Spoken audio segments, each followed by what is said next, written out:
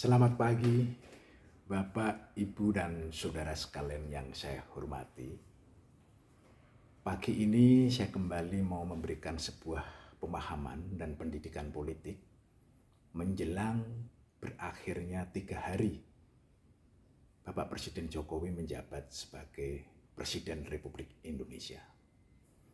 Yang mau saya kritisi adalah maraknya baliho-baliho, juga spanduk-spanduk di kota Jakarta, kemarin saya lihat, kemudian juga di kota Solo. Khusus di kota Solo, di situ tertulis berterima kasih kepada Bapak Presiden Jokowi sebagai guru bangsa. Yang mau saya kritisi adalah guru bangsa ini, khususnya ini di kota Solo. Kebetulan saya sendiri juga dari kota Solo. Saya lulusan SMA Kanisius, kemudian saya mendapatkan program PMDK ke Institut Pertanian Bogor, sehingga saya mendapatkan gelar pendidikan sebagai seorang insinyur. Nah, kenapa saya terusik? Karena guru bangsa. Layakkah kita sebagai rakyat Indonesia memberikan sebuah penghargaan yang begitu tinggi kepada seorang Joko Widodo sebagai guru bangsa? Di sini terus terang saya merenung. Yang perlu Bapak Ibu ketahui, dari tahun 2014 saya termasuk pendukung Joko Widodo yang sangat fanatik. Ya, bahkan saya pernah ikut kampanye di Istora Senayan di Gelora Bung Karno. Saya ikut di sana. Tetapi pada saat beliau mengizinkan untuk menaikkan putranya yaitu Gibran menjadi wali kota Solo, di situ radar kebangsaan saya langsung berbunyi. Ini tidak benar. Karena saya tahu Bapak Ibu, karena saya belajar. Jelas ini adalah sebuah nepotisme dan ini melanggar TAP MPR. Nah, kembali tadi sebagai guru bangsa. Kalau saya renungkan dari Indonesia merdeka sampai hari ini pemikiran saya, hasil permenungan saya yang layak untuk mendapatkan sebagai guru bangsa adalah satu. Itu adalah beliau yang ada di belakang. Beliau yang ada di belakang ini. Kemudian yang kedua adalah Gus Dur. Kenapa beliau ini? Bapak Ibu, beliau ini rela mati demi persatuan bangsa Indonesia. Tahun 66, kalau beliau mau itu melawan, bisa Bapak Ibu. Tetapi apa? Indonesia akan hancur. Dan itu yang dimaui oleh negara asing.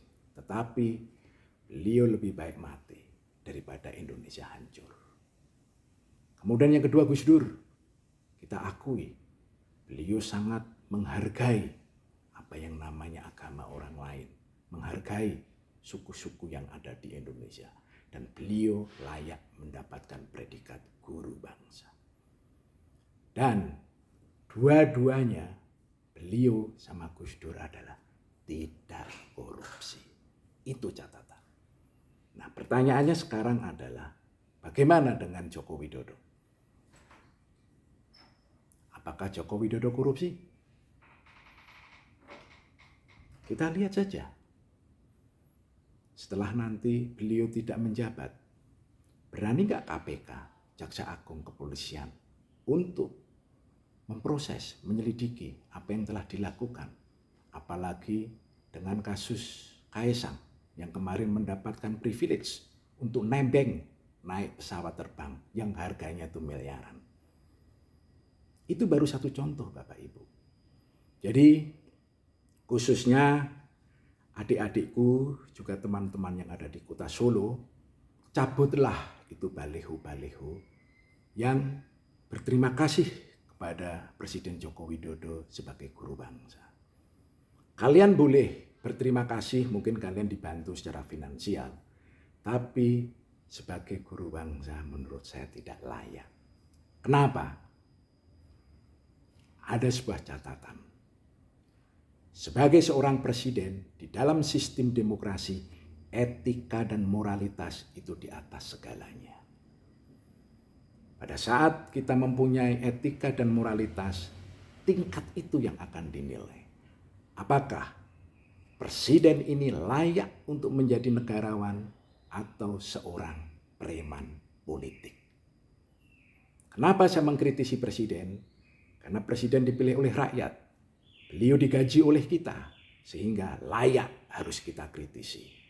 Karena saya tidak mau presiden berikutnya akan memperlakukan Indonesia seperti ini lagi. Ini catatan yang sangat penting. Demikian catatan dari saya, Bapak Ibu. Semoga catatan ini apakah menimbulkan pro kontra, silakan, kita negara demokrasi. Tetapi itu catatan dari saya yang belajar apa itu kehidupan berbangsa, bernegara, dan berkonstitusi. Selamat siang dan merdeka.